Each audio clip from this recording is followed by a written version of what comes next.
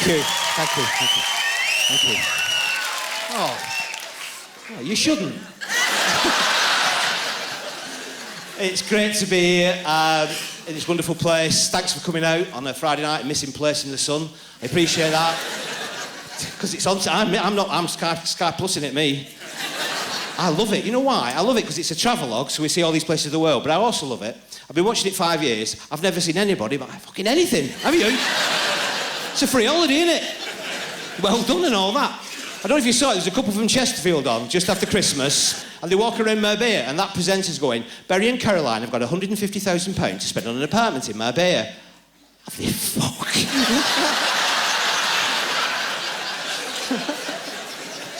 They're making all the right noises, though, aren't they? She sat out on balcony going, oh, I could just see myself sitting here with my gin and tonic. Yeah, as opposed to front step in Chesterfield with your white lightning. I know.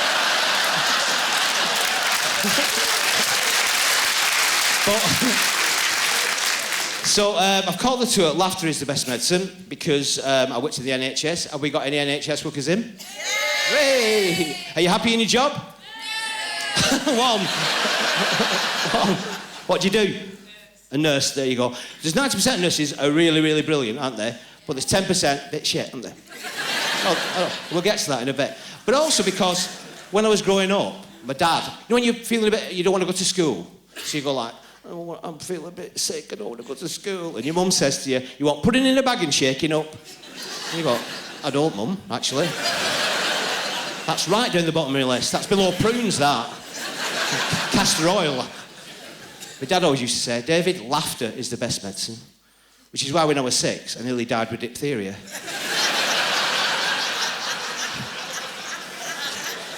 Dad, I can't breathe. Knock, knock.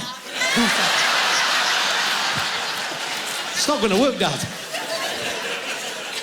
Done a poo. All right, fair enough. Can I have some antibiotics now? Man of many sayings, my dad, his favourite saying was, no such word as can't. And there is.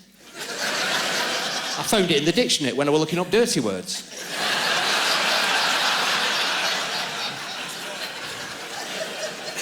And I'll just assure you I never use that word. Because where I come from, it's very confusing, because that word is a verb. In the north, that C word, that's a verb. It's the opposite of could. So, if I'm in London and somebody shouts out, Spikey, you could, I go, I could. What? And people say, you know, laughs is the best medicine. Yeah, but not a lot to laugh at these days. You know, with the credit crunch and all that, and recession and war on terrorism. And I just think, yeah, there's stuff to laugh at. If we look around, you know, life's a comedy drama. Let's just put the drama aside for a bit and concentrate on the comedy. And the way I do that, right, is I've been going around the country on this tour, and I've been looking in local newspapers and collecting local news stories just to illustrate that point. And I'm just going to go through a few that I've collected on my travels. Has there been anybody in at all from Preston? Long shot, I know. So, I've got a newspaper here. This is the Lancashire Evening Post from Preston. A llama got loose. Bloody llama! That's global warming for you. There, a llama got loose, got into a kid's playground, created havoc, kids screaming, parents going mad, teachers going crazy. What's the headline? What's the headline? Great start. 2 hours of this shit. What's the headline? I'll tell you what the headline is. Llama drama ding dong. Can you see that? Beautiful. He took my kidney but broke my heart. You see that? She donated a kidney to her husband. When he got better, he pissed off with the best friend.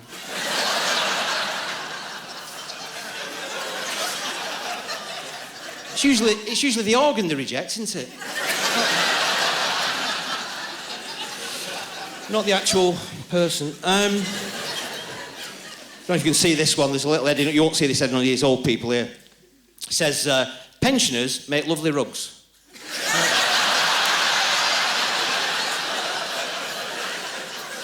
And you know what they mean, but it could have been put better, couldn't it? Bloke here got arrested smuggling cocaine into Preston prison, right? About his person. He was a big fat lad, and he secreted it about his person. Headline, Flab conceals crack.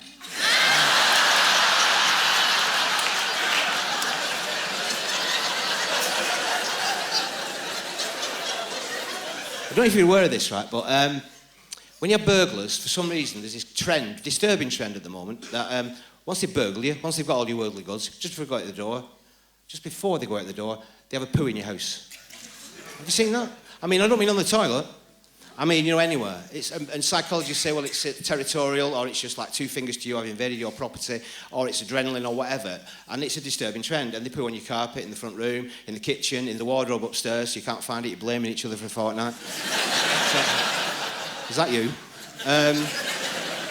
Anyway, cut a long story short, they pooed in a hot pot. Yeah, I know. It's... It doesn't say whether they actually got up on the worktop to do it, or... There's no forensic evidence, as far as I'm aware. Grey-haired granny said, dirty, filthy, disgusting animals. We had to throw half of it away.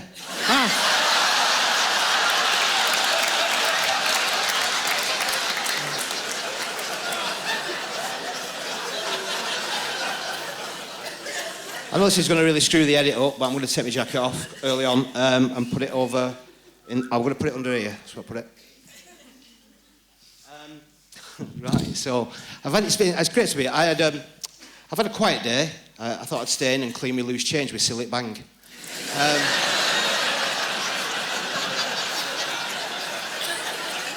Oh, it needed doing. It was filthy. Because he's back, innit? I'm Barry Scott, remember me? Stop shouting, Barry, all right. I think he started washing his ears out with it, I don't know. Bang, and the wax has gone. Recently voted the most irritating man on television.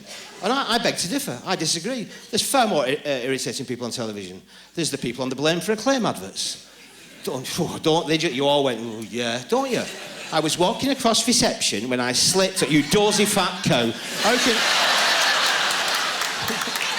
How can you miss that? It's like a bloody Lake Windermere. He's my favourite. I was using a ladder without the appropriate instructions. What, did he not say stop at the top? What? He's that thick, I bet he had it sideways for ages. Going, they're not very big, these ladders. I don't get very high with them, do they? Do you watch Cash in the Attic? It's rubbish, isn't it? Well, they hardly want any money. The exception last week, there was a Beryl wants £1,000 to visit her sister in Australia. She's not seen for 30 years. You save up, Beryl. Stop buying this shit. How much Clarice Cliff does one person need? Have you ever wondered why your sister went to Australia? Get away from you and your freaking Toby jugs. But it can be very educational, daytime television. Did you know, I found out this week, 1 in 4 women over the age of 40 suffer from bladder incontinence. Some of you ladies will piss yourself laughing tonight. Why? I hope you've not got paper knickers on. They were popular. Who wore paper knickers? What about edible knickers? You remember edible knickers? They were popular. They were popular, edible knickers, right, when I was clubbing it. Because I remember, if I didn't have enough money for a kebab on the way home, them fat lasses looked a bit more attractive, didn't they? All right, love, you're a big girl, aren't you? Lads, buffet. Oh. Talking of fat lasses, I don't think I saw Jeremy Kyle last week. I never watch it because I do not watch it. Liar.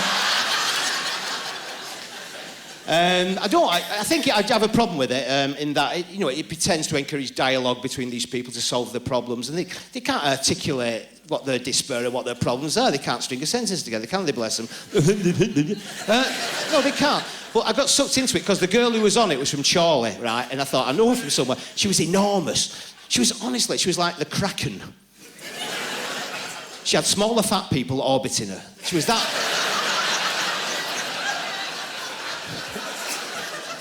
She had an asbo that prevented her from going in one of them all-you-can-eat-for-a-fiver restaurants. And it was that, the strapline, as you see it every week nearly, had a baby, didn't know we were pregnant. And you see it every week. It's on Trisha, it's on Jeremy Kyle, it's in Bella, it's in Take a Break. And what's happened to these ladies' magazines? Bella used to be top tips, didn't it? Like how to get ring stains off your coffee table. I'm more interested in how they got on there in the first place. But,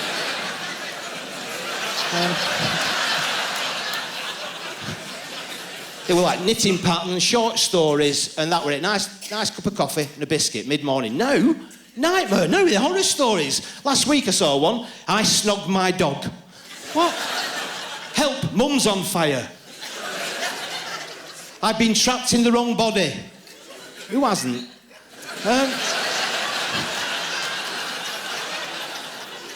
But, so she's on there. Yeah, showing me, right? Had a baby, didn't know I was pregnant. Just went in hospital, have a boil lanced, right? Baby. And I'm screaming at the television, get your DNA testing kit out, Jeremy. Test the baby, test hers. My guess is it's not hers. It's probably just got stuck in a fold while she's been out shopping. She's probably just stretched over a pushchair in the supermarket. Excuse me, look.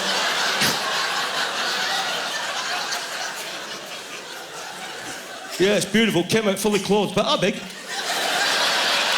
Brilliant. And there were 3 bags of carrots in a 2-man tent. No, that switched it off. I switched it off mainly because I got a list to do, right? And well done, ladies, because you get us every time. It's like you fly fishing, you play us for a fool all the time, don't you? Lists are brilliant because, you know, I think I've got a day off because she says, I'm going out this morning with Doreen shopping, then we're having our lunch out, then I might have my hair done this afternoon. Will you be all right all day on your own? I'll manage, I'll be all right. You're thinking, yes. But just before she closes that door, she pops her head back in and goes, I've left you a list. Oh, shit! And this is where you're really, really clever. Them first 2 things on the list, piece of cake, aren't they? They're easy, them. That's what you do. So I've got my list. It goes, number 1, wash last night's pots. That's 5 minutes. Number 2, feed the dogs. Yes. Number 3, point gable end. Oh! Number 3 every time. My worst number 3, is change bedclothes. I can't do that, I'm a bloke. Blokes can't change bedclothes. If I had to change a duvet cover on my own, I'd sit on stairs and have a little cry.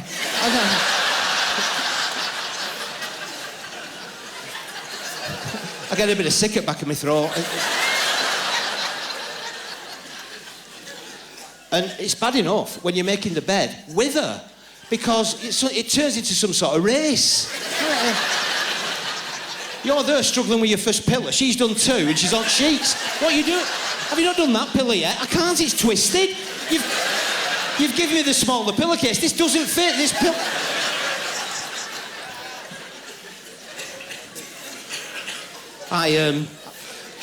I've developed a technique, lads, if you're interested. Get in the duvet cover, get in it.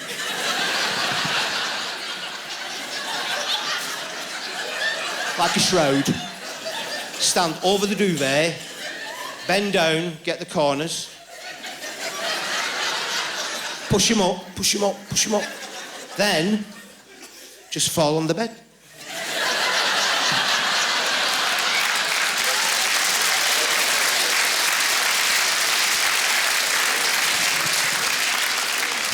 Wriggle out. It's inside out. Ah. So I did my jobs. Oh, so I sat there waiting for Deal or No Deal to finish so I could put telly on, and do you watch that? All these saddles going like, right, if my theory... It's a shoebox! There is no theory.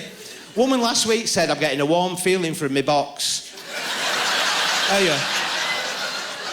You're 53, you don't change, live with it, love. But I flick it on at that time because I watch the news, right? And and try and find something to be... It's all doom and gloom, and the other day I watched it, was the Dangerous Dogs Act is back in it, because there's all this thing about, crossbreeding pit bulls that are banned now with staffies and fighting dogs again. And there was this bloke on GMTV, I don't know if you saw him, he was the president of the Pit Bull Terriers Owners Association, whatever, he had the pit bull. They said, I don't know why people panic, but these are lovely dogs. All right, okay. He said, if one comes running at you, you just don't panic. Okay, I've got that. What pit bull comes running at you? He said, in any case, they passed the law now, they're going to castrate them all. And I'm thinking, no, right, if you've got him under anaesthetic for castration, take the pissing teeth out. No. It's the teeth that do the damage, not the balls. You don't get a pit bull coming up to you, charging up to you in the park, going, roo, roo, roo. Oh. Hell. That's a dangerous dog, that. The other item on the news was that British women are spending more on makeup than any other women in Europe. And 14-year-old girls, 90% of 14-year-old girls in this country, 90% of 14-year-old girls in this country regularly wear makeup. And I don't understand why they're surprised. They said it as if it was a surprise, that. Because, I mean, how are they going to get pregnant and get a council flat if they don't make themselves look nice? But it's all climate change, isn't it? It's all binge drinking, climate change. Michael Jackson looks a fool now. He owes us an apology. All these years he's been blaming it on the boogie. Turns out it was the sunshine after all. I wouldn't be surprised if the moonlight in Good Times has got something to do with it. Climate change, binge drinking, they're going to put money on alcohol pints now and shorts and wine and all that. They're going to put 10p on a pint, that's going to stop us, isn't it? Bloke drinks 10 pints a night, that's an extra £1. Oh, stuff it, I'll stay and watch Grand Designs, that's me finished. £10 on a flight, long-haul flight. Climate change, going to make you think twice. Family of 4, going to Barbados, cost them £7.5 grand. It's an extra 40 quid. Oh, stick it up your ass. No. Auntie Dorothy's got a static at Grange over Sands, we'll go there. Yeah, right. Obesity, that's a problem, obviously. A growing problem, obesity. But with that, we don't tax them, we encourage them. I don't know if you've seen this. What they're doing now is, because it's a very gimmicky thing, this government sort of do that, because celebrity come dancing is so popular, they're going to teach them how to dance. Dobbers to dance. We call them dobbers where I come from. And this is a bit, let's get this straight, right? Be big, be beautiful, be happy. Be small, be beautiful, be happy. It's dobbers have lost the plot, haven't they? The government is saying, right, we're going to teach dobbers how to dance. And you're thinking, no, that's not going to work, is it? I'd watch it. If that were on a Saturday night, I'd watch dobbers do dancing. Because I'm worried, I don't know how they get their arms around one another. Because he's got about 3 stomachs, she's got... How did he get his arms around? How did they have babies? That's what gets... How did they ever get the genitalia anywhere near one another? He can only just touch your face. It's just like...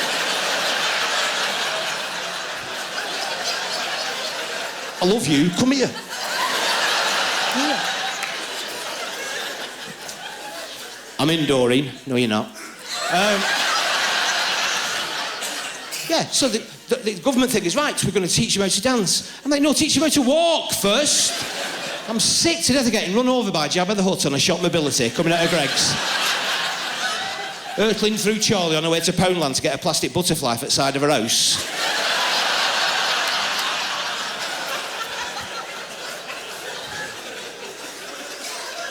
How much is it?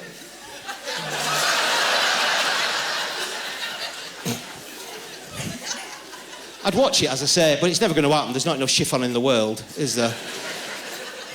And, you know, the only way you're going to get them on a dance floor is by announcing the buffet is now open. Tax them. If they're going to tax everybody else for drinking alcohol, for travelling, just tax them. It's a perfect opportunity. I was flying to Spain the other day, right? And I'm in the queue, checking in, and I'm aware suddenly that I'm surrounded by dobbers because I can smell pastry. Right? No, they stink of pastry. They do. It's like you eat a lot of curry, it comes out through your pores. They have that much Greggs, don't they? It just... And it's that smell. It's more pastry, but then it's got a very odd edge to it that makes it smell a bit like spam as well. Yeah, and it's that... What it is, it's that cheap perfume they bought off Charlie Market or somewhere. They think it's the real thing. They think it's the real thing. They get it home, and it's Dolce and Banana. That sort of... Or Fabergé, whatever it is. So I turn round, and there they are. the perfect stereotypical Dobber family, mum, dad, little girl, and they've all, obviously, they're going on their holidays, so they've been to Sports World, they spent 20 quid, got a new outfit. Trainers you can't even look at, they're that bright, them white trainers, like, mum's got a designer top on, and it says, guess. So I did. Said, thyroid problem.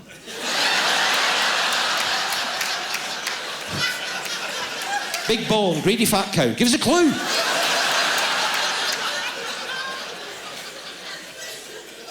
He, husband, swear to God, has got a Save the Whale t-shirt on. Right? Well done, mate. Practice what you preach. But then it's my turn. So I'm up to the check-in, bag on the conveyor belt. The girl on the check-in asked me that question, you know, the stupidest question in the world that I'm sure you've all had, which is, could anybody have put anything in this bag without you knowing? Well, yeah. Because I wouldn't know, would I? Without me knowing. She said, anyway, you're 2 kilos over. That's an extra 18 quid. What? 18 quid for 2 kilos? I said, why is that? She said, well, you're over your allowance. We only can take a certain amount of weight on the plane. We've got to penalise people if they bring too much.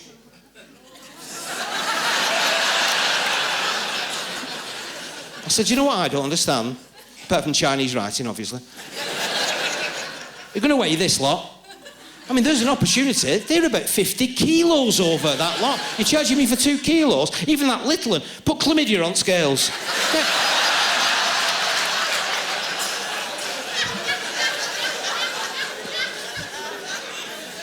It's wrong, isn't it? There's an opportunity there.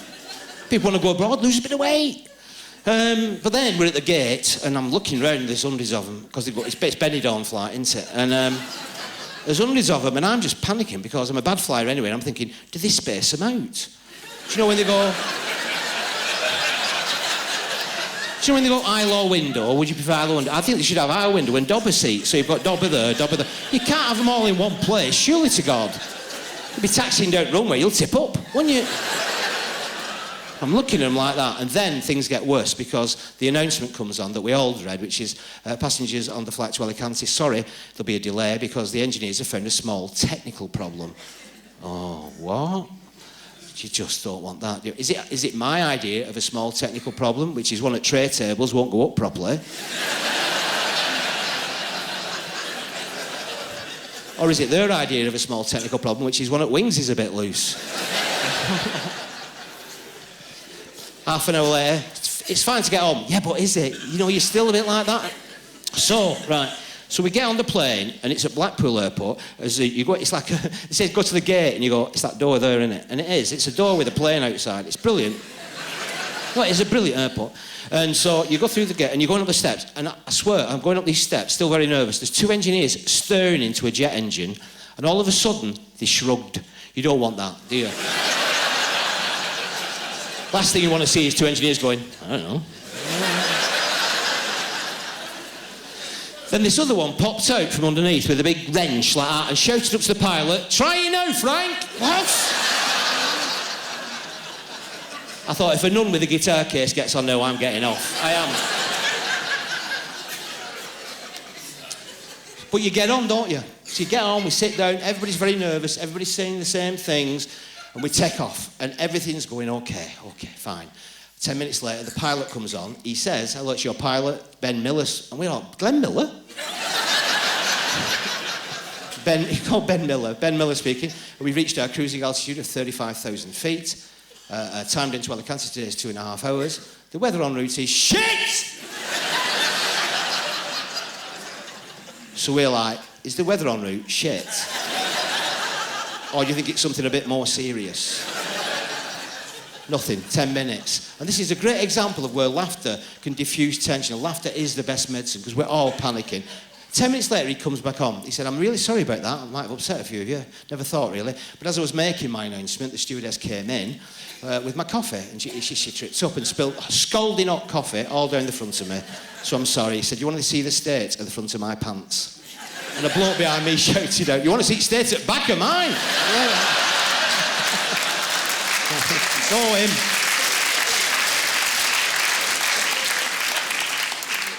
Oh. Then you're in Benidorm, aren't you? And I like it. I've been going for the last couple of years now, and it's all right. Have you been?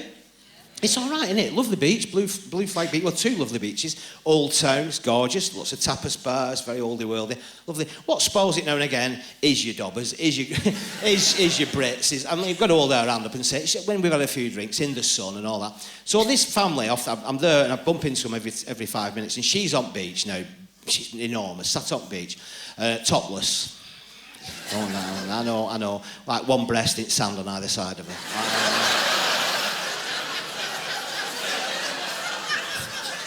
Pink as a lobster, with so many stretch marks, she looks like a giant lasagna.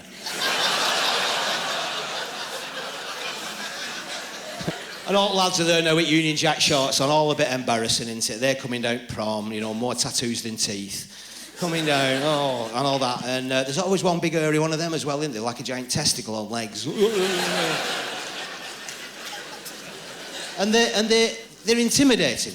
There's no word for it. They're intimidating. There are a few drinks that are intimidating, but also very confusing for the local Spanish. Going into bars and restaurants going, "Championes, championes," and all the Spanish going, "Mushrooms? You want some mushrooms?" Because championes is Spanish for mushroom. But they don't know that. They don't bother learning the language. They'd starve if they didn't have restaurants with photos outside. Food, would they? Uno mixto grillo, por favor. There you go. I've learned a bit of Spanish. I learnt it for a different reason, really. I learnt it because a waiter, when I first went, taught me that a traditional Spanish greeting was, "Me cago en la leche." Does anybody know what that means? I didn't. I've been saying it to people like for a year. "Me cago en la leche," and they've been looking at me because it means, "I shit in your milk." That's a brilliant insult, though, isn't it? I mean, every credit. "I shit in your milk." Over here, we just go, "You knobhead." That's it. Nothing as inventive as that is. That's brilliant, that. Just imagine a glass of milk with a turd. Just imagine that. That is like, whoa, that is... It wouldn't work in coffee or cocoa, would it? It wouldn't be the same. Just white and brown. Oh. So that was one reason. But another reason, and I'm sure people speak Spanish in here a little bit, what's Spanish for the bill? La cuenta. What's Spanish for cheese? Queso or queso. No, quesos, that's the right way to say it. I started off by saying queso because that's how it's spelt, right, when I was teaching myself Spanish. So I've got my mates out for a long weekend. We're at this restaurant on the front in the old town. And we've had a paella. It's lovely. We're 8 of us and we're having a good time. And I says, "I'll tell you what, lads, on me this tonight, Mr. Bountiful." "All right, are you sure?" "Yeah, no problem. You get the drinks in later. I'll get this. No problem. Señor, caballero, si? La queso, por favor." "La queso? Si. La queso. Queso for everyone?" "Yes. Queso for everyone. 1, 2, 3, 4, 5, 6, 7, 8. Hey! Queso. Queso for 8. Okay. You've never seen so much fucking cheese in all your life.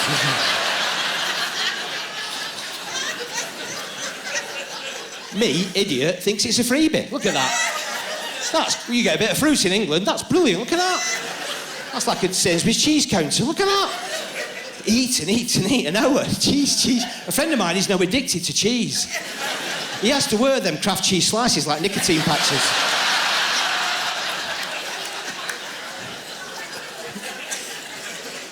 Half an hour goes by, I'm like, "Oh, time's getting on. Señor, la queso? More queso?" So you've got to laugh, haven't you? Sometimes you can't laugh, but sometimes you've got to laugh. You've got to laugh because it is good for you. It's good for you, as I know from my NHS background, because it boosts your endorphins, happy chemicals. It boosts your immune system. It lowers blood pressure. It's good for you. Burns calories. It's good for you. And I say that, as I say, authority. I worked in the NHS. Have we got any NHS workers in? Yes, we have. Are you happy in your job? Yes. Oh, you weren't before. The thing is, I've still got friends in there, and every time you open the paper, especially in the last few weeks, targets have got to be met, so staff get cut, so morale drops down. And I've got mates still in there, and it's still a problem in there. And I sort of got to the top of my profession, just to illustrate the point, and I ended up in my office all day doing paperwork, not doing the area of expertise that I was trained to do. And it's very frustrating. And you think, well, who's doing my job? Are they doing it properly and all that? I was a biomedical scientist. And so, but I'm in my office with all this paperwork going like, Going like, oh, what have we got here? Health and safety reports, yeah? Standard operating procedures. Do you have to do those in your job? SOPs. And because of SOPs, you've got an SOP for everything you do in the department. And that's got to have a health and safety report goes with it. And then it's got to have a cost risk assessment. Yeah? Chemicals and substance hazards to health. Then you've got to do your accreditation. Then you've got your investors in people. You're there all day with this shit. Personal development plans. Have you had to do those? Waste of time. You don't want to be there. The persons want to be there. Where do you see yourself in maybe a year's time? Where would you like to be? Pub. Benidorm, yeah. It's a waste of time, you know. And they cut the budgets and they trim it and you can't get the staff in. So what you do is, you do it in nursing, you've got nursing aides. They do it in pharmacy, in radiology. You end up with a grade of staff called aides. We had lab aides in the laboratories there. And the last lad who I employed was a nice enough lad, but this is the standard you're getting. This was in the year 2000 and he came in and he was a lovely lad. And it was me and a consultant and head of department. And he came in and sat down. We went, all right, what's your name? Alan. All right, Alan. And what do you do at the moment? I'm a greengrocer. A greengrocer, and why do you want to work in a hospital? I've got an ambulance. What? No, what I mean is I bought an ambulance, I've kitted it out right as mobile greengrocers. I feel an affinity with the hospital. Okay, and what skills of your greengrocery trade do you think you could bring to the laboratory environment? Weighing. What? Weighing, I'm very good at weighing, I do a lot of weighing. I weigh potatoes, I weigh carrots, I weigh onions, I weigh apples. I know what you weigh, mate. I'm not thick. I know what you weigh. Anyway, he got the job. There was only him. He got the job. He was a nice enough lad. So this won't mean anything to you, but 2 weeks into the job, I had to do a sickle cell test for sickle cell anemia. And it's a very rare disease, and you have to make the reagents up fresh. So I said to him, Alan, job for you. Weigh in, are you up to it? Why? I said, right.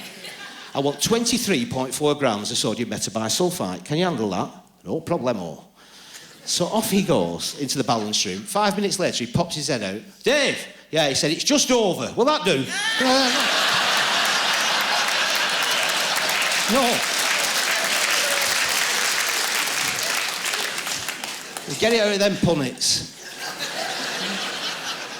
Clerical staff. Everybody used to work as a team in labs and departments and on the wards. They all belonged and it was a vocation. You know, you get these transient staff who come in and out and you're in the office all day. We used to do 1,000 samples a day in haematology and you had to get the details right because that's what went out on the form and you can't make mistakes. So it's all due to the input of these idiots in the office. I'm in there every 5 minutes. 3 of my greatest hits. Okay, who's done this one? Upper abdominal penis.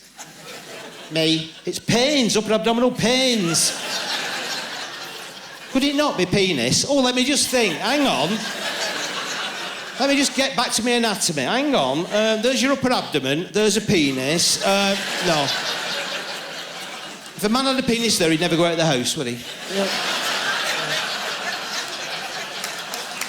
No.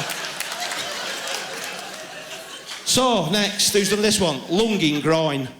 Me. Lung? A lung in groin? It's lump. It's just lump. Oh. Yeah, but it could be lung. No, yeah, he's got a lung in his groin. He breathes like that. Yeah, look at that. Yeah. Them stairs have taken it out of me. Look at that.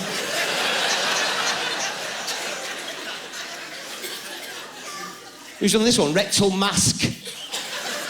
Me. It's mass. He's got a mass in his rectum, not rectal mask. How scary would that be at Halloween? Jeez, what's that? It's a rectum. I hate trick-or-treat, you. I have a real problem with trick-or-treat, or that Americanisation of Halloween. I used to like Halloween, trick-or-treat, like. What I did was, you know, it's bonfire night, right? About 5 days later in it, it's November the 5th, it's 31st, whatever it is for trick-or-treat. I make a Guy Fawkes, and have it in my hall. So when they come round and knock on the door, these kids, and they open the door, trick-or-treat! I go, penny for the guy. Effectively, they have to buy the sweets. It's brilliant.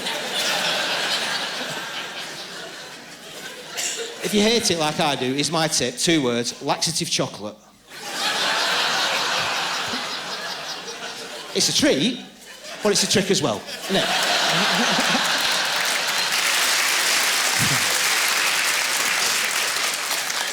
But getting back to the hospital, and I'm sure you know, we have codes for patients. We put in clinical details, we put codes so they won't know what we're putting about them. And nothing too drastic, like one of our favourites in the labs, because people used to present with this all the time, was TATT, which is tired all the time. And you've got to say it like that, I'm tired all the time. They're the same people who were off with depression. I'm sure you work with people or who have known somebody over the past year who phoned in with, I've got depression. And it really annoys me. More than it annoys me, it angers me, because clinical depression is a very serious and tragic disorder, obviously. But these people are just taking the mickey. I'm depressed again. What, 3 times this year? That, oh, that's serious, isn't it? You've got depression. You're not, you're fed up. You're a bit fed up. No, I can't get out of bed in the morning. I can't get out of bed in the morning either. Make an effort. But the government now are means testing the people on these sickness benefit, and I put forward my test for real depression, and it's this, right? You get the person who's got depression in a room, and then you get a monkey on a bike to ride across in front of them, right? If they don't laugh, they are depressed. Because that is the funniest thing in the world. A monkey on a bike. If one rode across here now, little jumper waving at you, pedalling a bike, you'd piss yourself, wouldn't you? You would. And what's wrong with you? Got depression? Get the monkey. Get the monkey. Pedal, pedal, pedal. Get back to work, you malingering cow. No, get back.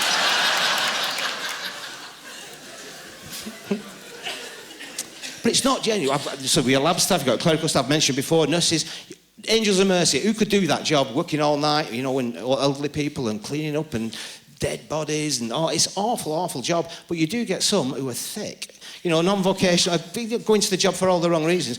Just before I left, I phoned the ward up, usually on the geriatric ward, that's where they put them in it. And you phone up, I had an urgent haemoglobin for this bloke, it was very, very low, you know, life-threatening, 4.3 haemoglobin, that's low, isn't it? Yeah, so she knows. So I phoned the ward up, I went, hello, she went, hello, D3 ward. I said, listen, I've got a very urgent haemoglobin for Mr. Johnson, won't be a minute. Where's she gone? I said it were urgent. 5 minutes later, he's on the phone. Hello, Mr. Johnson.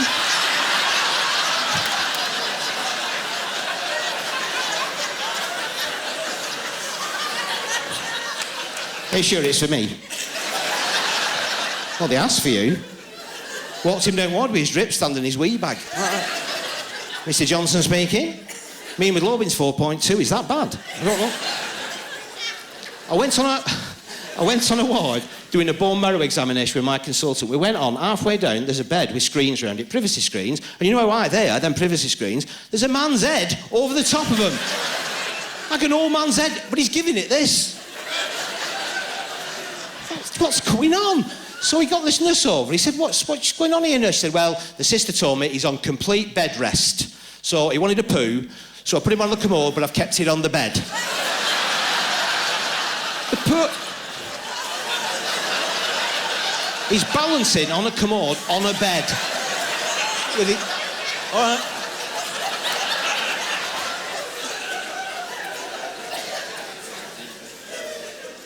I've got a friend who's a nurse who I love dearly, but I wouldn't trust her gut chippy. Oh, she's so dizzy. She ended up in hospital herself last year with 3rd-degree burns to her head, pole dancing on a patio eater. And you're like,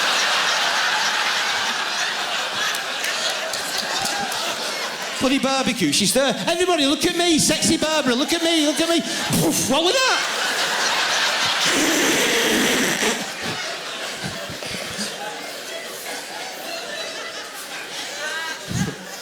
She's got 2 front teeth still missing from Christmas, where she were made a Christmas cake and she were licking the cake mix off the electric whisk. And she had it all in her mouth and it switched on.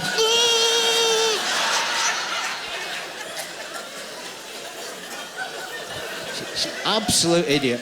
She came in the pub, right, not long ago. She had all these streaks in her hair, like, shit, highlights. They were really bad, and he was going like, you tell her, I'm not telling her. Barbara, sorry, love, but that's shit, that was rubbish, them. Get him sued, go back. She went, oh, it's my own fault. Got drunk Saturday night. Spent all night with my head down the toilet, forgot to give it a good bleaching. Just thought, what the fuck, that...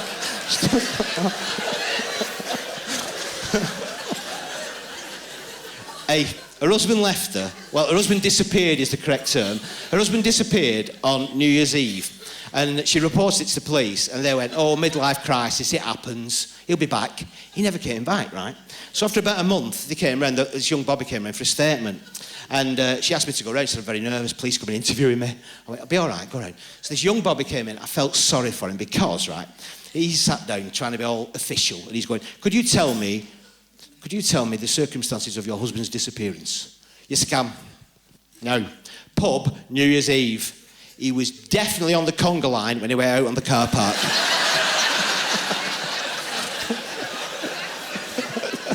When he came back in, he'd gone. Conga line. What was he wearing? Oh, do you know, I don't know. It's all right. Have you looked in his wardrobe? Said he won't be there. It's been a month.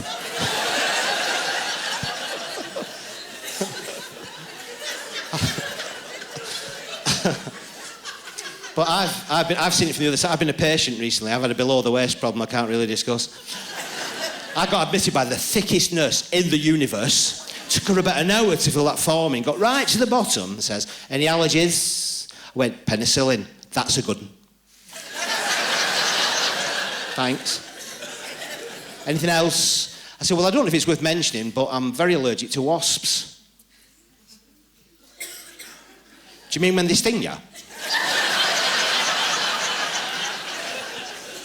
I said, no, when I stroke them, I come out in a rash.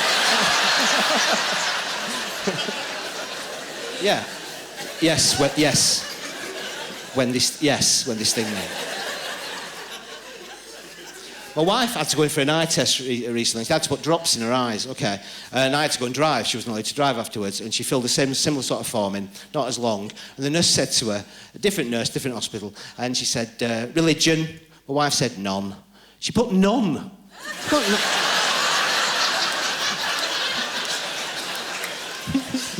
You don't look like a nun. She's not a pissing nun, is she? You just put me down as next to kin husband. Oh. Thought they might have changed the rules. Oh! So I had to have this operation. Well, it's an investigation more than operation. So I'm in bed, right? Now, it's my own fault because for the investigation, I should have been shaved down there. And you get a letter, and because you're a bloke, right, you don't read it properly, do you? It goes like, be here at that time, you'll be in hospital, you'll be home back, yeah, fair enough, whatever. At the bottom, it says, you will have to be shaved. If you prefer to do this at home before you come in, that's okay, that's fine. You know, just make sure you give yourself a good shave before you come in. I've not read that bit. So I'm lying in bed. So this nurse comes up with no bedside manner at all, whips the blankets back and goes, oh, hello, Mr. Bushy.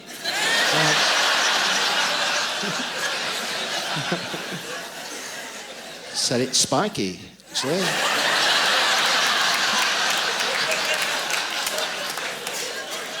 She said you need the hospital barber. Oh, what? Because I've worked in hospital for 30 years. Have you seen, you know hospital barbers. Honestly, they clone them. They're all about 4'10", well, which I'm guessing is a good height. Anyway, but they all look like Mr. Magoo. They walk on ward with them thick glasses on, bumping into furniture, going like, Mr. Spikey, sorry. And they're going to shave you down there. You can't bloody see a thing. So, anyway, he shaved me down there. Very embarrassing. Then did this thing that I will never, ever, ever get over. And I'll never, ever forget. He finished shaving me, then he blew the loose hairs away.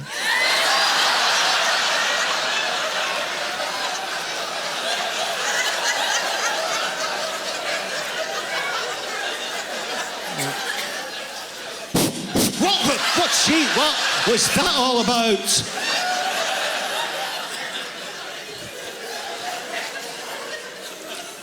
Then, got a little mirror and went, is that all right for you? Yes!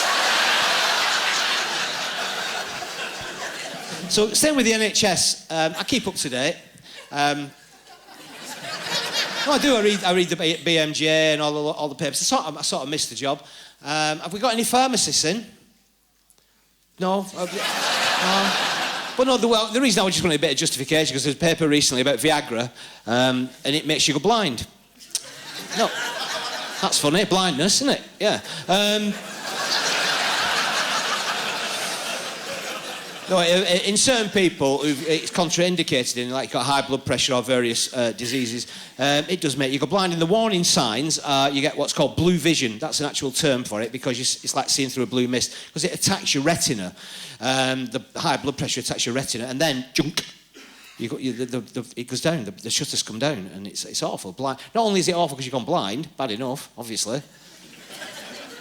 But you've just popped a Viagra, so you're obviously on a promise.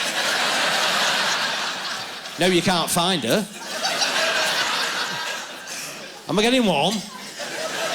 No, but you're frightening dog. Come over here. Yeah.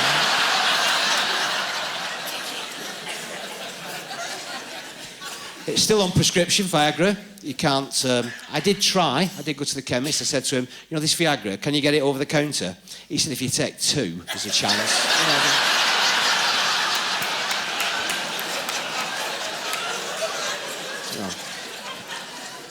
I've tried all the like the nature's you know aphrodisiacs. I've tried like oysters, ginseng. I've tried celery. That's more of a splint, obviously. Here's a tip: cut the leaves off. They don't like that. But I don't know if you've seen this. Pele, the great Brazilian footballer, he's become an ambassador for erectile dysfunction. He's basically said, I've got it, it's nothing to be embarrassed about, it happens. At certain ages, you get it, it happens. And he's promoting a device, if you can't have Viagra or these drugs because of the contraindications of blood pressure or whatever, and it's basically, seriously, check it out on the internet, I beg of you, just to show I'm not making it up, it's an implant. It's like a little balloon-type hydraulic device that you have implanted in your old man there. You have a little... And there's a little valve. It sounds bizarre. There's a little valve and you attach a pump. As and when required, you pump it up. Right?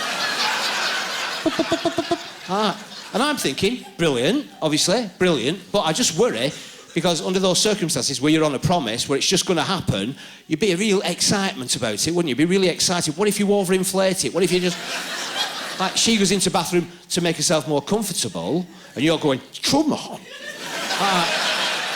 What if she's come back in, you're on ceiling?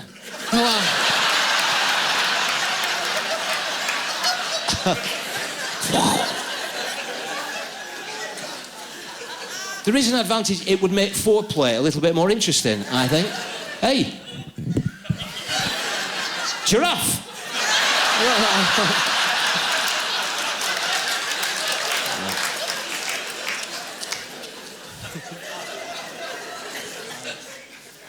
Because I'm a caring, sharing man. I'm tuned into all that foreplay business. I read recently, optimum time, women say, is 20 minutes. 20 minutes? I don't know when the stopwatch starts. I don't know whether I should have a stopwatch. That could be a bit off-putting, I suppose. I don't know if it includes my 10 minutes of begging.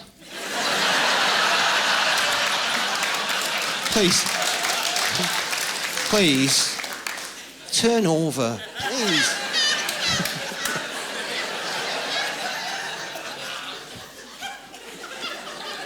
Does she have to be awake? It's not clear. It's not clear. And that G-spot, that's elusive. We're trying to find that. It's very, very elusive. I read this book and it said it's a third of the way in. That's got to vary, hasn't it? I mean, I got one of them Black & Decker laser measure things, you know, got that.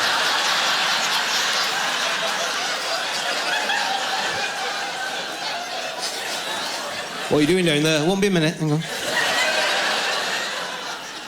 He said, once you've found a third of the way in, you can find it between 11 o'clock and 1 o'clock.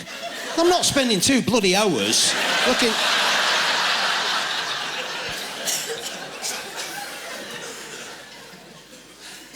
So getting back to the best medicine, people say to me, because you're reading, they say, has a funny thing ever happened to you on the way to the theatre? And that's how your old comedians used to start. And it hasn't really. I had this one day, I'd like to share with you, where I'd more call it an ill-fated day, really. You know, where one thing leads to another. It's a bit of a nightmare day, really.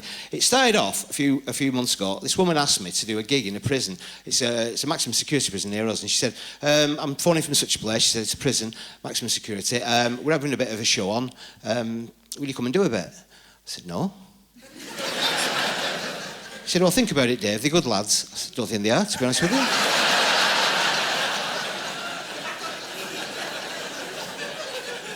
She said, no, we're having an open day. Right? I said, I think you'll find that bouncy castle's going to be popular.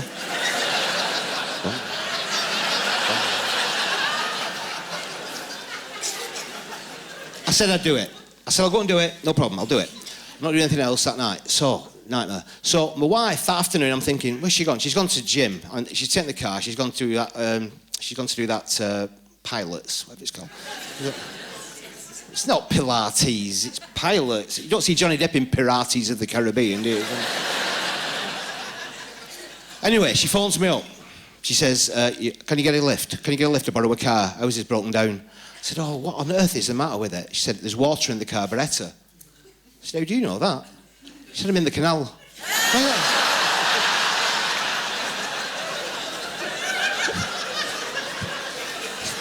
She wasn't, obviously, she was joking. She was like, laughter's the best medicine. Oh, yeah, all right. So I borrowed my brother's car. It's Korean. Let's leave it at that. Do you know the world's on red alert because Korea is building nuclear missiles? I won't worry. This is the biggest heap of shit I've ever been in my life. Them missiles are going nowhere fast. It says 16 valve on the back, I think 12 are in radio. It's like that. Stuck permanently on Jazz FM, and I hate jazz. I'm sure you've some jazz aficionados out there. I'm a bit of a Philistine when it comes to jazz. All the way here, I've just stuck on Jazz FM. And to me, it sounds like a one-man band falling over, getting up. That's what it sounds like to me. And I'm a bad driver, I'll be honest with you. Not only am I in a rickety old car, I'm a bad driver. It took me 6 goes to pass my test, seriously. And here's a tip for anybody who's got a test coming up. When the examiner says to you, at the roundabout, go straight across, they don't mean it. Right?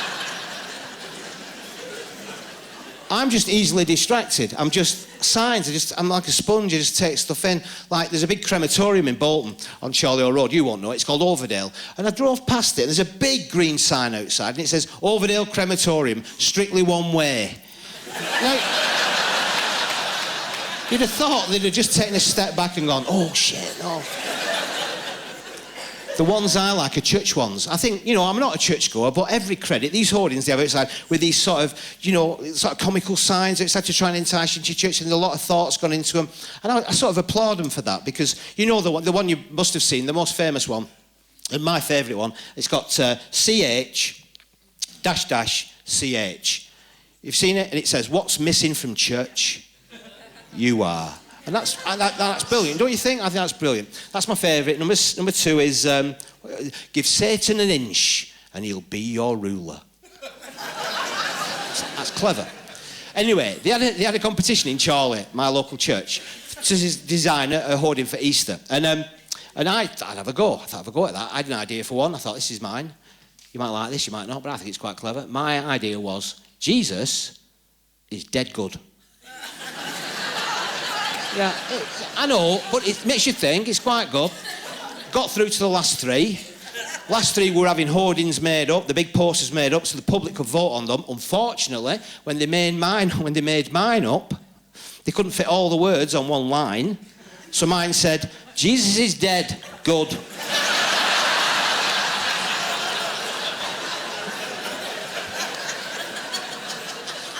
So I lost it. So I'm going to the prison. Anyway, sorry. So I'm going to the prison. And I've got to go to Asda now because the car's broken down. She can't go. I've got to get a list. And shopping for me is a nightmare. I mean, not a proper one. Not a man in black with a hood and a big axe and he's chasing me and I have no trousers or underpants on. And I'm putting my shirt down there because my balls are hanging down. And I'm running through treacle and he's catching me up and I can't run. And then I try hitting him and my arm's just like, I can't hit him. Not that sort of nightmare. You know, when you go as a couple, your first big decision, you get to the front of the supermarket is, do we need a trolley? Can we make do with a basket? Basket, yeah? Basket. It's wrong, isn't it? Always wrong. You end up at the checkout with 2 each, pulling your sockets out. Oh, no. Well, me, I'm a bloke. I'm like, do I need a trolley? No. Do I need a basket? Do I need sod all? No, I'm all right. I only need a few things. Stuff it. I'm off in. Within 3 rows, it's like you're on Cracker Jack, isn't it?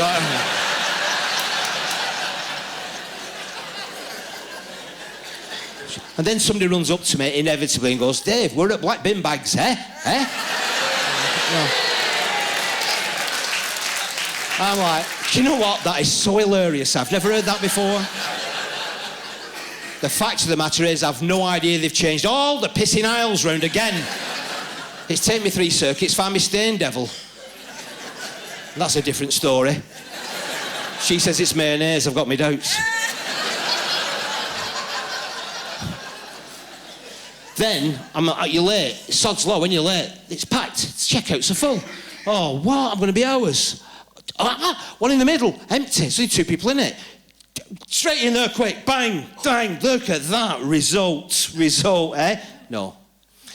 There's a reason it's empty, isn't there? The reason, they've sussed it out. There's a monkey on the till, isn't there? This girl was sat staring at an aubergine for 5 minutes, trying to figure out if it were a vegetable or a really big plum. Did you say it were an aborigine? Yes. They roam wild in Australia. They cut the little legs off. The woman who she was serving with no better, she's like, suddenly realises her Always Ultra is on a bog off, get one free, and she's off going another packet of them. And then I'm stood watching, and all of a sudden a bottle of milk starts leaking. How do they do that? Bottles of milk? It's like a weeping Madonna. How did that?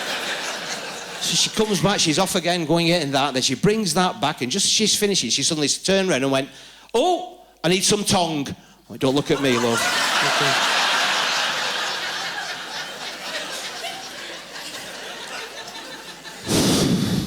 Time. And I start looking at the bloke next to me, and I've stayed there because he's only got 2 items. So I look at his items, and I swear he's got a Chuckle Brothers DVD and a box of tissues.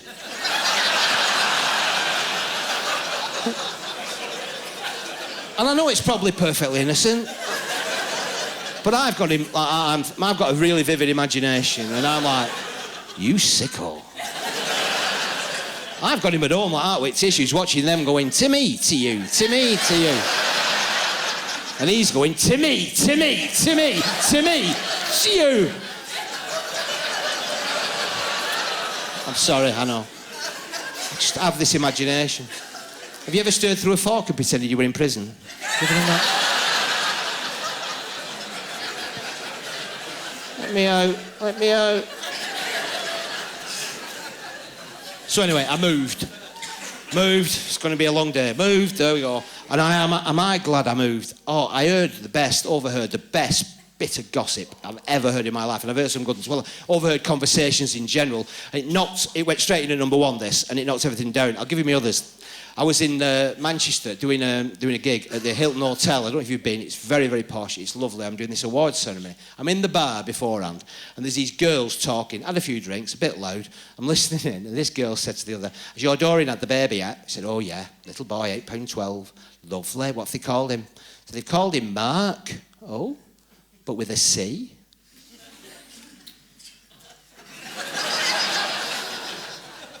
So carp.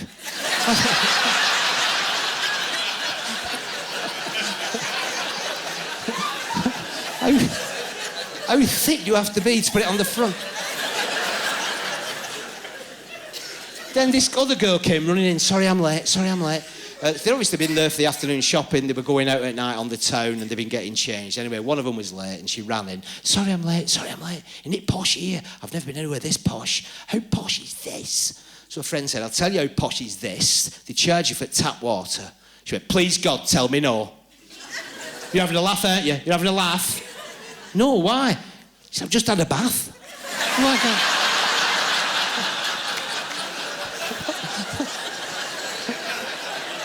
yeah, like they've got a meter on your bath taps, yeah.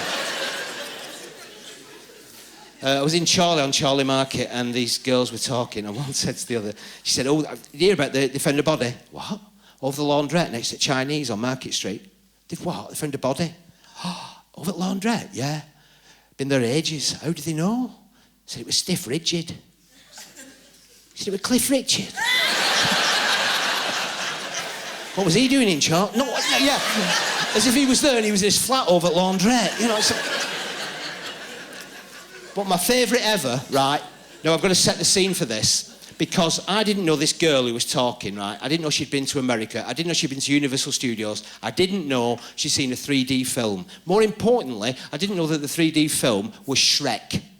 I came in halfway through. I nearly choked on my beer. I nearly ended up, when you can't breathe and you think you're going to die. It was like that, right? So I've just took a mouthful and she's saying, you've got to go. I'm telling you now, best thing ever.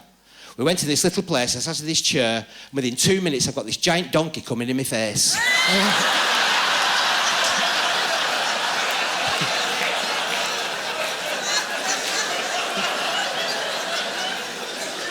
Where the hell was that?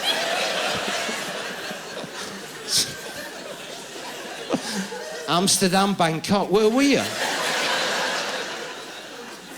So this that I heard went straight number one. You might disagree, you might stick with Shrek, but I've heard it a long time ago. Anyway, so they're talking, the woman in the queue says to the girl on the checkout, in that sort of hushed whisper you can still hear, anyway, that's me and her finished. Finito, bonito. Why? All these years, went to school together, 60 years together, and that's it. Oh, what's happened? She's been putting it round that I've said that her husband has got a wart on his you-know-what. Oh, and have you said that? No, I have not said that. I just said it felt like a wart.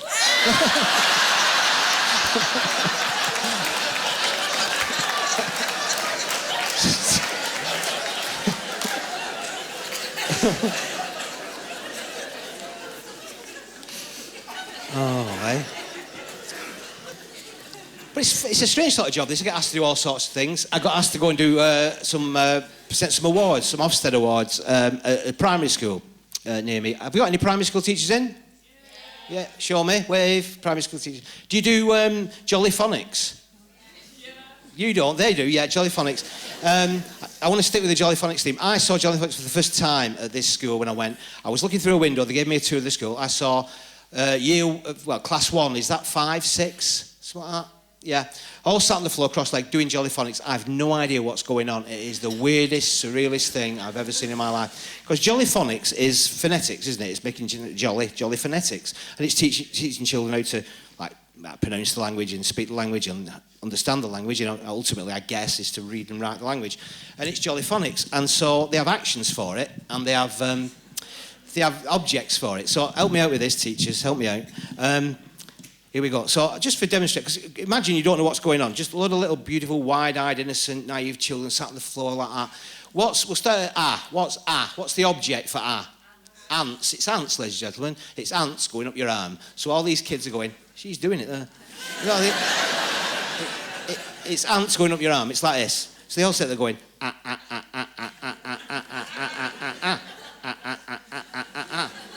What's going on? What's the object for B? Bat's good. That's B.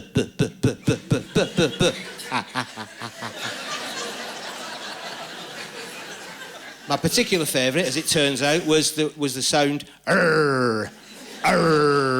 which is that sound, obviously, and it's a dog, is it? Am I right? It's a dog. Right. She's confused because that's D, isn't it? But anyway, it's right. Fair enough. And so that's all these little kids on the floor going arr, arr, like a load of little pirates, you know. Arr, arr.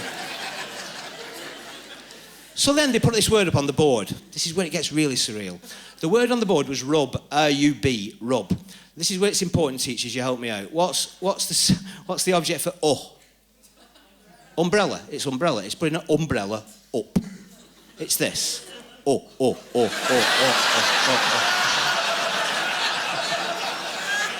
Right. Spell rub, children, and I can't hear what's going on. Just got these children going.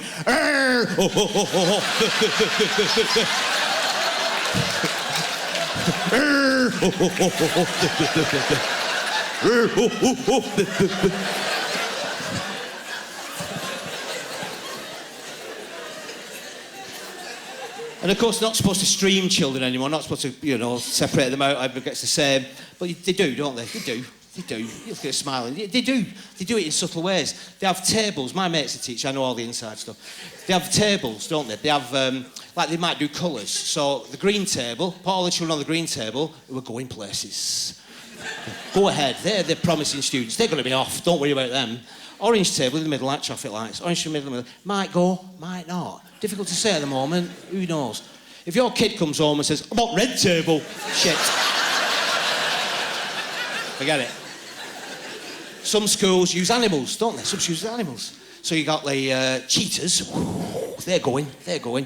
Wildebeest, for some reason, the middle table. Wildebeest. Probably children who just jump on the earth for no apparent reason. I don't know. Tortoises. The other thing I want to tie this into is that schools also do sex education at primary schools, don't you? Is it 9 and 10-year-old do sex education? And at my friend's school, the way they do it, it might not be universal this, but what they do is they have a little box, like a shoe box with a hole cut in it, and the children can write on post-it notes, and they can put it in the box and ask intimate questions, ask questions that are troubling them. And it's a great idea because at that age you don't want to say it out loud for looking an idiot. So they write these post-it notes and put them in the box. And I've got some. And what I'm saying is here, you can almost tell, well, you can tell, which questions came from the green table, the orange table, and the red table. So, start at the top, green table. These are the kids who are going places. If you have an egg and it splits into two, are your babies a lot smaller? Yeah, that's a very clever question for that age, I think. How do you know when you are in love? That's beautiful, isn't it? I think we're on orange table now. If you are pregnant, how do you know when your baby is coming? Good question for discussion. Down to the red table. Can you have sex with yourself?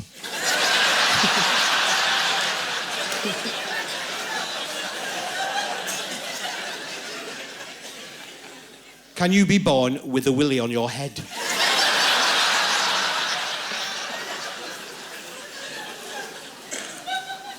What is a minge?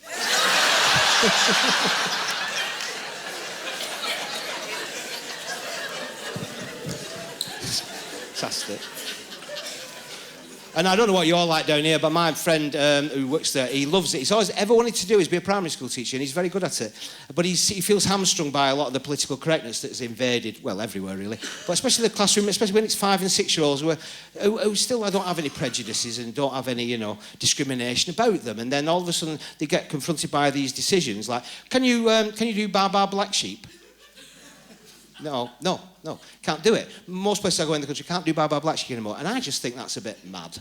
I think, by saying that to children, you can't say black sheep anymore, aren't you pointing out there's something wrong with being black? Isn't it counterproductive? Doesn't it say exactly the opposite that we're trying to say, that everybody's the same? I don't know. If it was like, all right, if we did Bar White Sheep, people would say, well, why is it white sheep? Why is it not a black sheep? You know what I mean? It's like, I have a lot of trouble with it. No.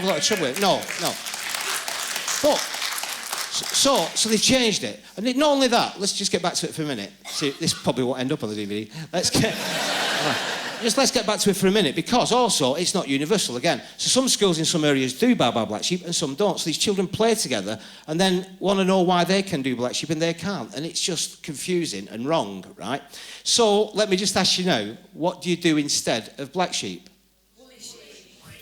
You do what? Bar woolly sheep, have you any wool? Do you?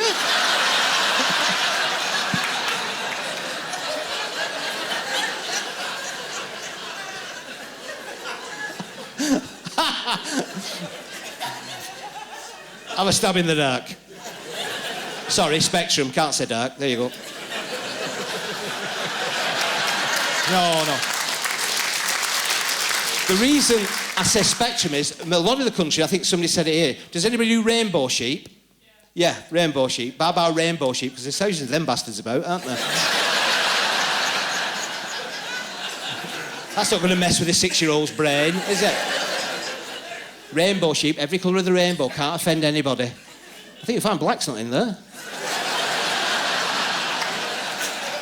The most famous brass band, arguably the most famous arguably the most famous brass band in this country is, from Yorkshire, I'm sure you've heard of them, the Black Dyke Mills Band. How are they getting away with it? That's wrong on a couple of levels, surely. They've just toured America. God knows what they thought they were buying tickets for.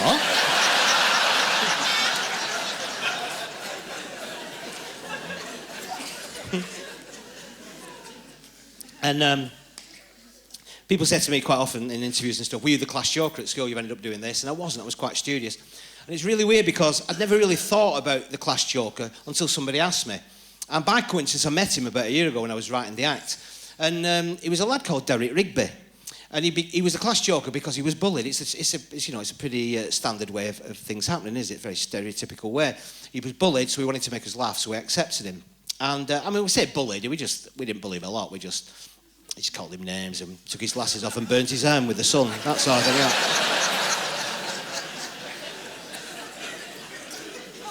I know. When you say it out loud, it sounds quite bad, that. But he was bullied, and he was bullied for, and considering we had a lad in the class called Cliff Kidney, who had ringworm, so had a purple head all the way through his school days, and he was the kid with the lazy eye, and I don't mean a ranch in Arizona, So why Derek Rigby? Well, lots of reasons, really. You know, when you start school, there's always a kid with massive ears, big Dumbo ears like that, massive. And there's always a kid with a big nose. And there's always a kid with clinic glasses. Derek had the lot. When he looked at you, he looked like a VW Beetle with doors open. He was so bothered about his ears, he used to sleep every night in bed and he used to put an elastic band around his head to keep his ears in. I know, but it was worse because he came to school with a red stripe across his head.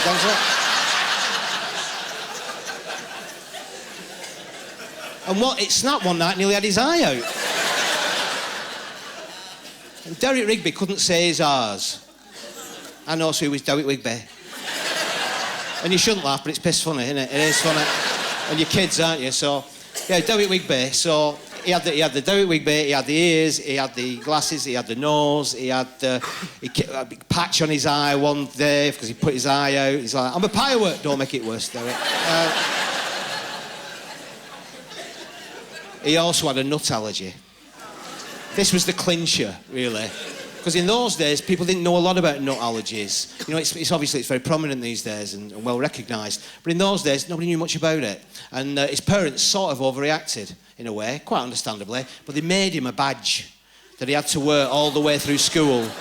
I know, and it just said, no nuts. Like that.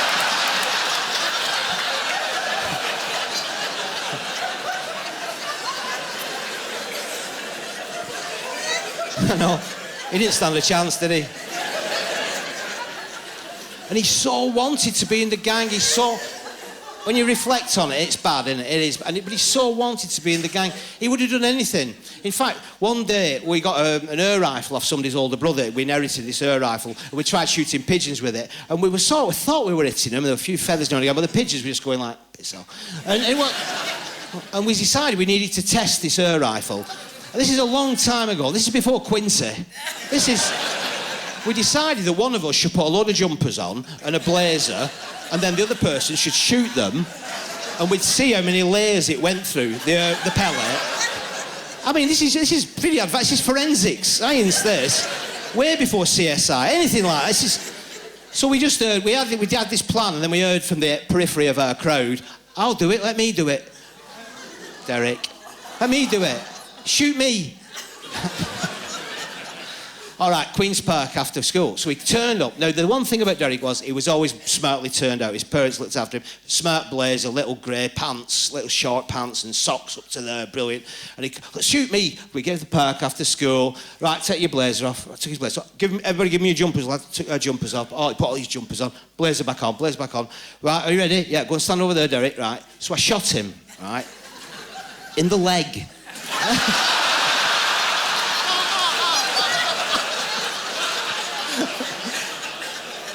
That was the problem with the air rifle. The sights were bollocks. It was just like...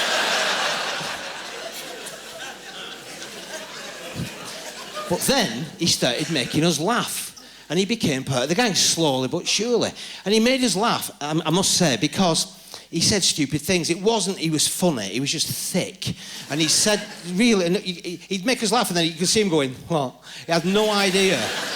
No idea why he made us laugh. He was that thick, he'd never got a tick at school. He was that...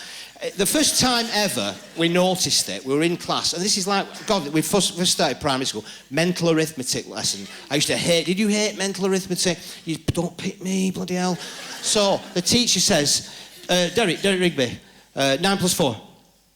9 plus 4. 9 plus 4. 9 plus 4. Come on, Derek. 9 plus 4. I don't know, miss. Yes, you do. It's 13. No. No, you told us yesterday 7 and 6 was 13. No. He's like, what? We used to have a map of the world in our classroom, and the teacher one day said, Mary, come out. Right, I want you to go to the map of the world. Okay, come on, Mary. And I want you to point to Australia. Very good, good girl. Right, Derek Rigby, who discovered Australia? Mary did.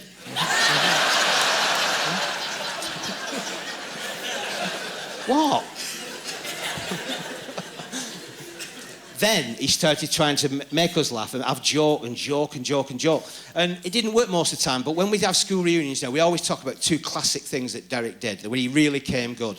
And we were into secondary school then. We were doing physics for the first time, and the physics teacher were mad. I mean, seriously, he used to hit you with a chair leg. Imagine getting away with that these days.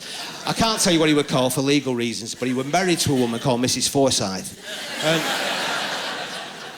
And I think he must have thrown a chair at a kid at some stage, and a leg had broken off, and he'd gone, good, would, kill. Anyway, so we'd done, one of the first lessons in physics, I mean, it's new to us, physics, from junior school, from primary school. So he's saying, we did all about natural phenomena like thunder and lightning and, you know, storms and waves and all that, and confusing.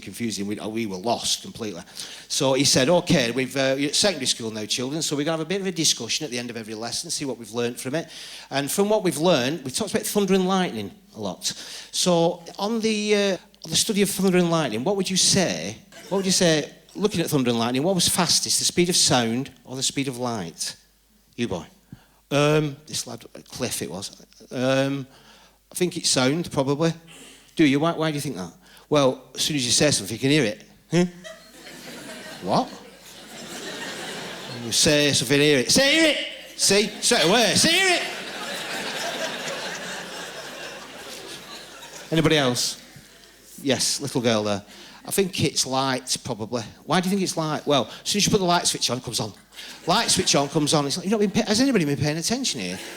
What's fastest? Speed of sound, speed of light. Now, we're looking at Derek, and he's giving us all that. Hey. And he sees him. Yes, Rigby, is it? What? Well, sir, I don't think that either the sound or the light is the fastest speeding phenomenon. What? I don't think it's either the speed of sound or the speed of light that's the fastest phenomenon. Okay, what do you think it is? I think it's diarrhea, sir. Do you? Yes, sir. Why do you think it's diarrhea, Rigby? Because I had diarrhea last week, and before I could put lights on and tell anybody, I'd shit myself.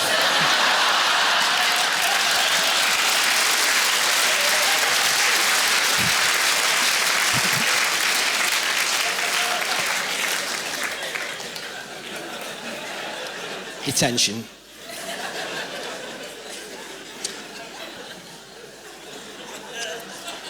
But he became part of the gang. He's great to have around. We used to go in the parks in summer, spent all day in the park, our gang. We used to make our own picnics. Did you make sugar butties round here?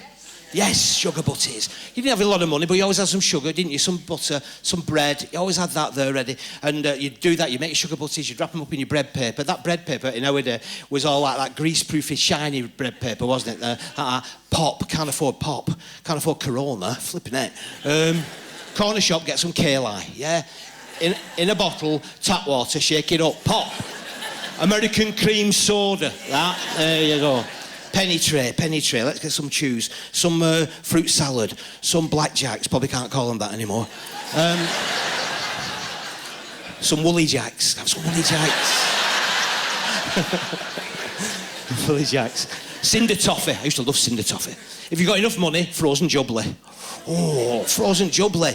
Threatens frozen jubbly. Gets at the bottom, get it really hard and lasts you all day, that. Frozen jubbly. You won't be able to use your mouth at the end of the day, but like... But weren't you so excited to get a frozen jubbly? You get outside and you go, frozen jubbly, me, frozen jubbly. And you'd always rip top off, really excited and squeeze too hard.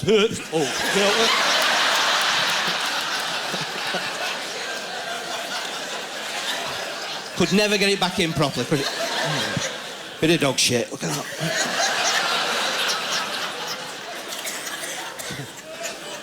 Ice pops, I got addicted to ice pops. I loved ice pops, every different flavour. I remember once our dinner ladies were on strike, and so all our mums give us 2 bob to go to Chippy. And all my mates were like pie chips and peas, pudding chips and peas, fish chips and peas. Me, scraps and gravy, if you please. Bit of pea wet. Penny, there you go. Corner shop, 23 ice pops. Inside pocket of my blazer, back to school. By the time I got back to school, I was flatlining. Honest to God,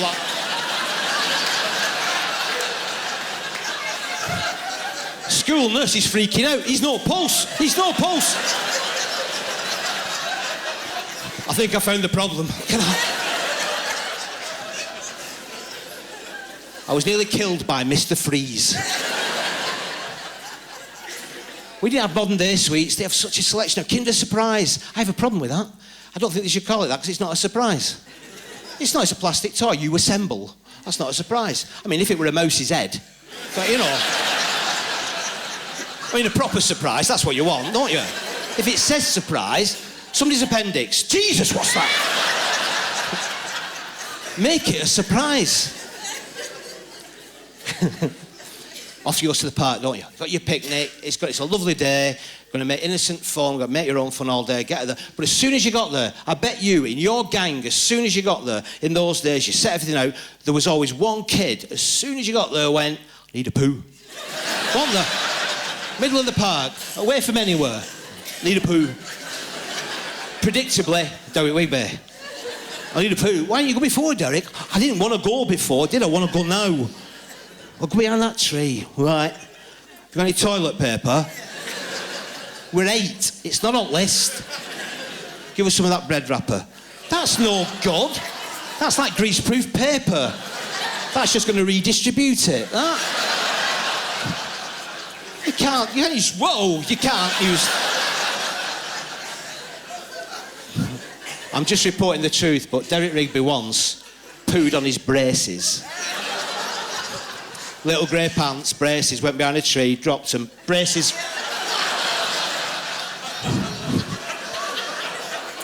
Came running down the hill all excited afterwards. I'm back! Dum, dum, dum. What bloody hell's that, Derek?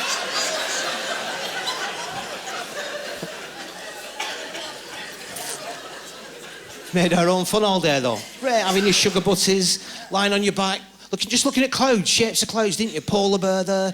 There you got elephant, galleon, do you know, spin round and round, get dizzy, fall over, piss funny. Get a buttercup, hold it under somebody's chin, you like butter. I know.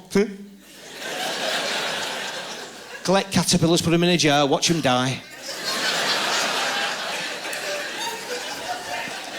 Derek taught us one where you go for a wee, but you hold your foreskin tight shut so it swells up like a frog in mating season.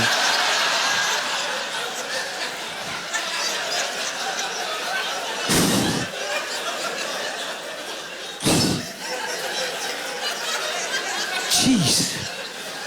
Derek, what do I do now? Just let it go. That's brilliant, that. I love that.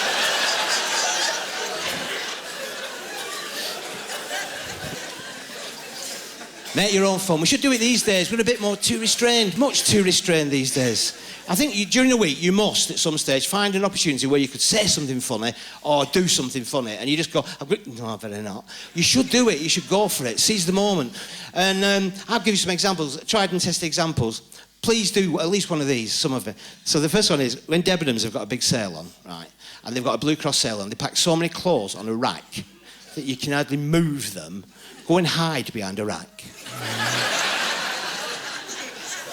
And when a woman comes looking through them like that, just go, pick me. That's a truth.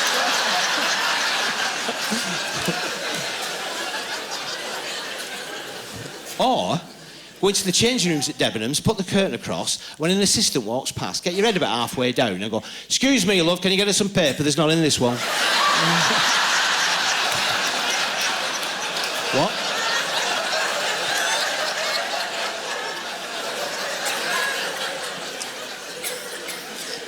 Now, this is going to sound ridiculous, but it works a treat. And it only works if there's about 8 of you. 6 will do, but 8 preferably. 6 will do. Go out for a meal, when you go out for a meal with your mates. If you go to a restaurant that's got asparagus on the starters, one of you order it, right? One of you order it, because waitresses always talk the same way. And she'll come over with your starters and she'll say, who's asparagus? You go, I'm asparagus. But just before she gets to you, get one of your mates that jump up and go, no, I'm asparagus. No, I'm asparagus.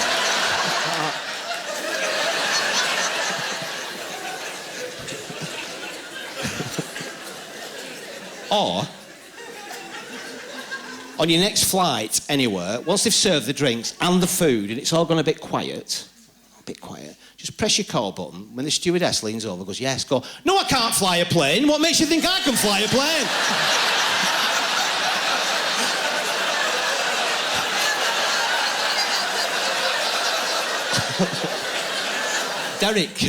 Derek taught me how to swear. Well, you know, he had an older brother. He knew all these things. And you know, when you're that age, it's dirty jokes, like the crude, like playground jokes, and you don't want to pretend that you don't know what they mean, so you just pretend they do.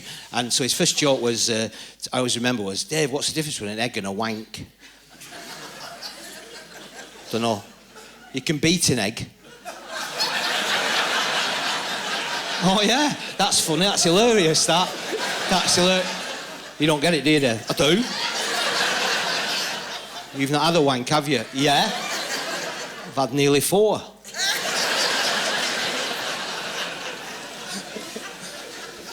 Straight home dictionary. Wank, wank, wank. Oh, a rod, when you wave about it, causes magic. That's wand. Hang on. The only word I ever found in, the only dirty word I ever found in was very confusing, was shag. Went home, kitten, it's in. But very confusing. A seabird of the cormorant family. So a bit later on, when Mary Ellen said to me, do you fancy a shag? I'm like, well, I've nowhere to keep it. Really.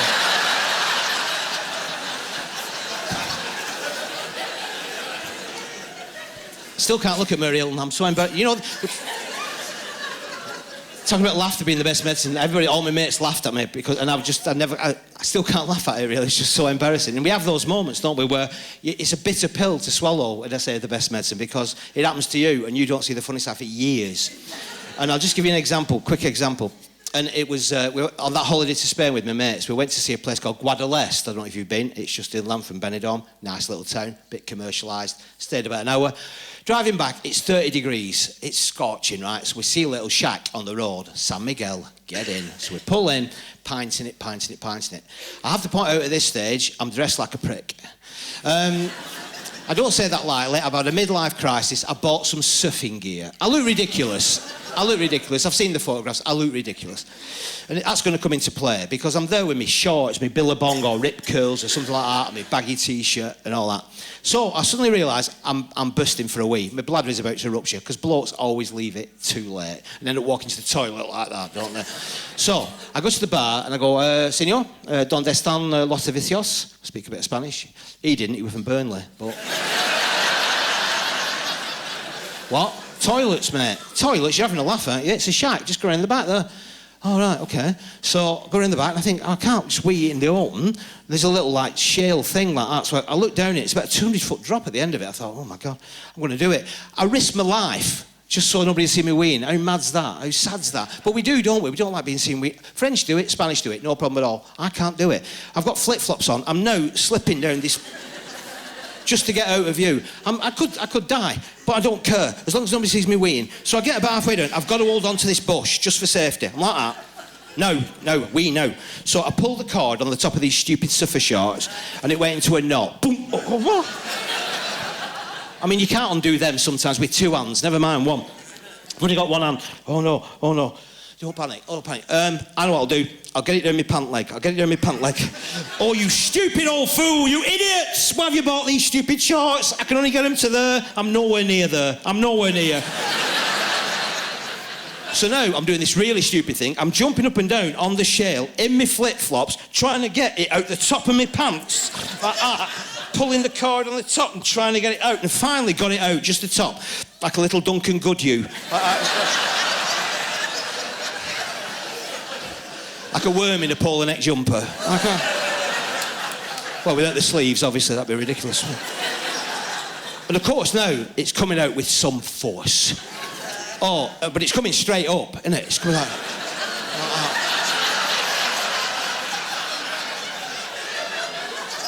Milliseconds too late, I remember I'm wearing a baseball cap.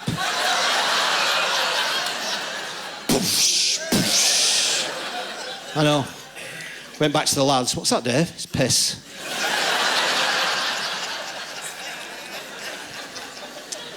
Got to laugh, haven't you? Got to laugh. It's taken me years, though. And just the final section I wanted to do was, about laughter being the best person. But laughter's important in relationships, you know. Are you seeing dating agencies and in the newspapers must have GSOH, good sense of humour. I've got a good sense of humour, GSOH, everywhere you look. And it is important, you know. I'm my second wife now. My first marriage was a complete mistake. I mean, a real mistake. What I said was, will you carry me? I was pissed.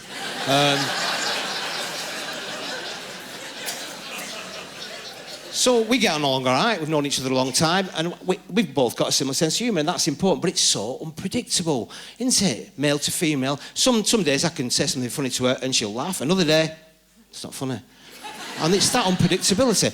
Like, I'll give you an example. We're in bed the other night. I'm reading a book, she's reading a magazine, and all of a sudden, she put the magazine down in such a way that I knew I should have gone to sleep.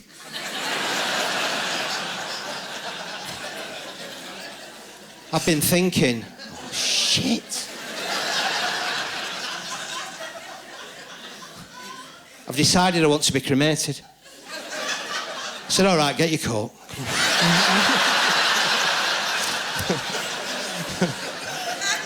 See, you think that's funny, don't you?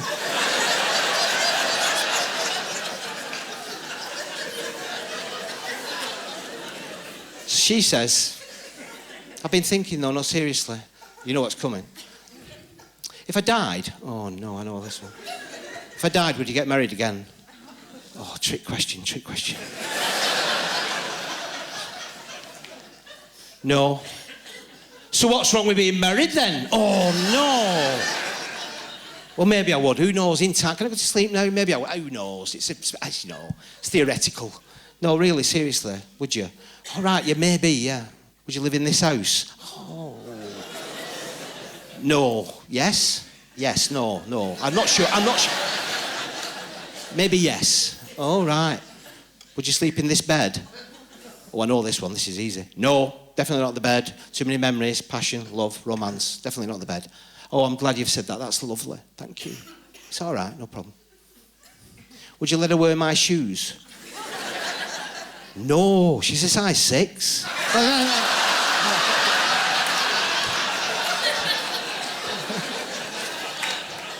I'm just joking. Put the bread knife down. Who brings a bread knife to bed? We're out the other night talking about relationships with a group of friends. She suddenly pipes up out of nowhere. Do you know what the secret to a good relationship is? No? Tell them, Dave. Why me? Well, we were talking about it the other night. Yeah, but I weren't listening. She said, I'll tell you what it is. The secret to a good relationship is having no secrets. That's the secret, having no secrets. We don't have any secrets, do we, Dave? Oh, we don't at all. We only have one, right? I'll share it with you. Okay. It's coming out on DVD. I will tell her, but at the moment I'm keeping it a secret. We've got a budgie called Sooty, and she thinks he's got vertigo because he won't go up his ladder anymore and sits on his perch and play with his bell and his mirror. He just shuffles about in the bottom of his cage, right? I know it's not vertigo. I know he's had a nervous breakdown. I know because I've given it him.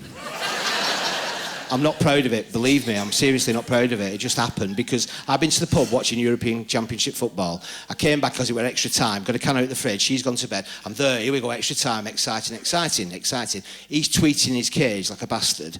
Like, oh, shut up, like that. So all of a sudden I think, oh, I know, it's going to go to penalties, I know it is, it's half time now. I'll let him out for a fly around. Go on, Sooty, have a fly around. Because they love having a fly around, your budgies, don't they? And he starts flying around then, for some reason, decides that there's another room through the mirror.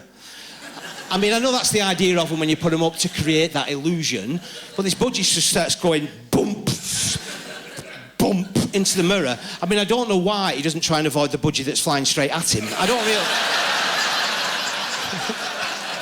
You think he'd just wow at last minute, wouldn't you?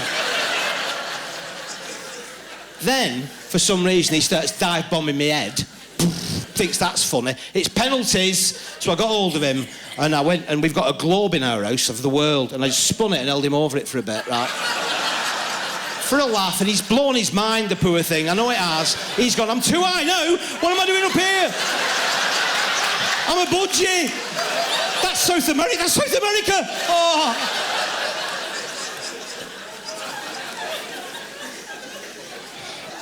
Anyway, won't come up his ladder anymore. So, got to finish now. It's been absolutely fantastic. I'm going to leave you now with a top tip, and it comes from my experience in hospital, and it will come in handy for some of you.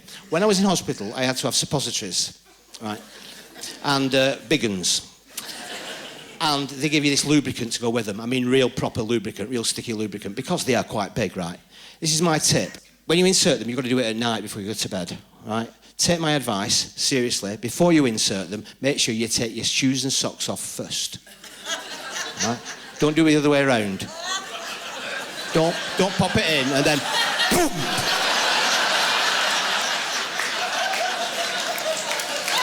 They can come out with some velocity. And that's it. God bless you for coming. It's been absolutely brilliant. I couldn't have picked a better place. Seriously, I'm not having you on. And thanks for staying with me all this time. God bless you, Mansfield. Good night. God bless.